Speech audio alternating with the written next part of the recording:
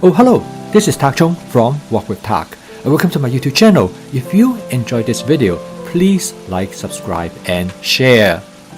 Recently, I went to shop at a Korean supermarket called H-Mart, which is in Naperville, a suburb of Chicago. And I love that store because each time I go there, I always find some new ingredients that I could bring home to try. And with my fast cooking system, with flavor chasing, advanced prepping, stir frying, and template-based cooking, I feel that I could cook almost anything I want. And because of template-based cooking, I have the confidence that I can introduce any new food ingredients into my dishes using my basic templates. On this trip, I brought back a Korean-style noodle, frequently also known as vermicelli. Now, there are several things different about these noodles. First of all, this noodles is made from sweet potato, in this case made from purple sweet potato. And it comes from the starch of the potatoes that used to make these noodles. Now the term vermicelli describes noodles when you cook them, they will take on a transparent appearance. There are two notable types of vermicelli. One is vermicelli that made from mung beans. Another type is vermicelli that made from rice. Both the mung bean and rice vermicelli is popular in southern part of China as well as in most part of southern East Asia. The sweet potato vermicelli is only popular in Korea until recently. And now you can find them in most East Asian supermarkets.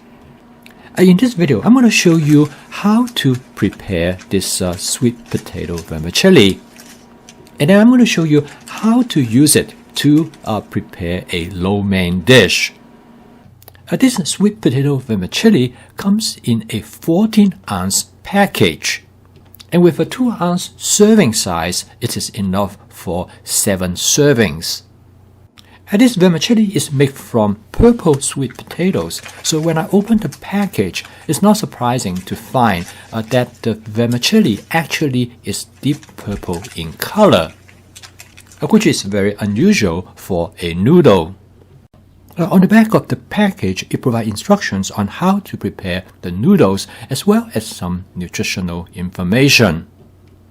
Basically, there is no difference in prepare this noodle as you would prepare normal spaghetti noodles. You cook the noodles in boiling water, and this is recommended for about 8 minutes. I bought this noodle in my Cuisinart 14-inch stainless steel wok, which is perfect for this purpose. The wok has a large opening, so it fits the noodle well. If I were using a smaller pot, I probably would have to break the noodle apart. And the reason that I really like the stainless steel wok because you can boil water in it without having to worry about the water will remove the seasonings. If I were using a carbon steel or a cast iron wok, I would have to worry about it getting rusted afterward. I use a pair of long-handled tongs to tease the noodles apart. And this worked very well. After boiling the noodles for about 8 minutes with regular stirring, I test the texture of the noodles and it tastes right to me. I then transfer the noodles to a colander in a large bowl of cold water. I drain the water and I set the noodles aside, and now I'm ready to cook the ingredients to go with the lo mein. And for the content of this lo mein dish, I'm going to cook a garlic pepper shrimp with a vegetable medley. I will use approximately 6 ounces of shrimp. They are large shrimps that have been shelled, deveined, and tailless. I'm going to coat the shrimp with 1 tablespoon of cornstarch to give the shrimp a light breading. To give the shrimp an interesting flavor, I'm going to add 1 teaspoon of hot chili pepper flakes. This is followed by ½ teaspoon of garlic pepper. After mixing up everything well with a pair of chopsticks, I'm ready to cook the shrimp. I'm going to cook the shrimp first separately from cooking the vegetable. This will give me better control of the texture of the shrimp. I'm going to cook this dish in my 14-inch Cucina stainless steel wok. I'm going to start with 2 tablespoons of canola oil. I'm going to use my spot seasoning method to season the wok to create a non-stick cooked surface. Since I'm going to pan fry the shrimp, so it is very important that the shrimp will not stick to the bottom of the wok. So to spot season the wok, I'm going to heat up the wok until the oil starts to smoke gently, and I will let it to smoke for about 15 seconds. I'm going to use this method, I call it shallow frying. Basically, I spread out the shrimp on the surface of the wok. I'm going to fry the shrimp on one side first before I turn it over to fry the other side. With a large flat surface area, the Cucina stainless steel wok is perfect for this purpose. It provides enough room for me to spread out the shrimp so I can use the wok like a small frying pan. Frying the shrimp is very fast. It usually takes not more than 15 to 20 seconds. I then turn the shrimp around to fry the other side. This amount of cornstarch in coating the shrimp is just enough to create a very light breading. Together with the garlic pepper as well as the hot chili flakes give the shrimp a very nice flavor.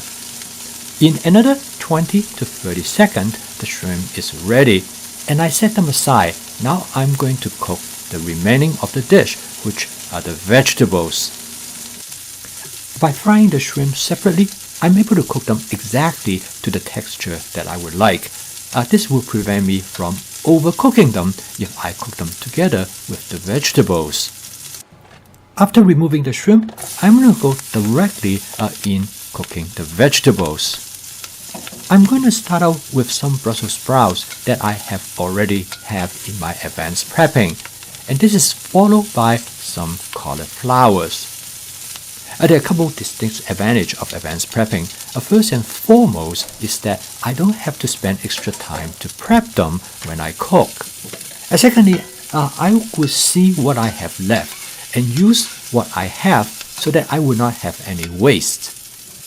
Here I'm going to add some zucchini, and because I have different vegetables in my advanced prepping, I can always test out and try different combinations and make my dish more interesting and varied. For example, I select this combination based on what I feel like to eat that night, as well as when I look at my advanced prepping, what are available to me. When you use this approach, you will find your home cooking will be always creative and interesting. After stir-frying this content for about a couple minutes, I found another ingredient that I would like to add, and that is some portobello mushroom. Here is a good example of sequential cooking, which means that you add the ingredients that you want to cook less toward the end of the cooking process. At this point, after you have added all different ingredients, you will notice that they're going to be short of cooking oil in the wok, because many of this ingredient is going to consume the oil. In order for the Maillard reaction to occur to create flavor molecule on the surface of food, it is important that the food is well coated with cooking oil. The cooking oil serves two purposes. The first purpose is that it creates an environment for the temperature for the Maillard reaction to occur, and secondly, it will prevent the food from getting burned. I always start cooking with the minimum amount of cooking oil because cooking oil adds calories to the dish. I keep my cooking oil in a squeeze bottle so I can add just the right amount of cooking oil when I see there is a need. And my goal, as demonstrated here, is that the bottom of the wok should have no cooking oil sitting in it. This means that I'm not using more cooking oil than I should. By now, I'm ready to steam the vegetable.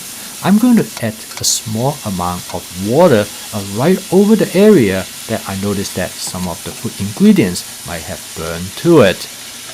This method not only allows me to steam the vegetable, at the same time I'm cleaning the wok. It has another benefit because those burnt material has great flavor, so I am returning some of the flavor back to the dish.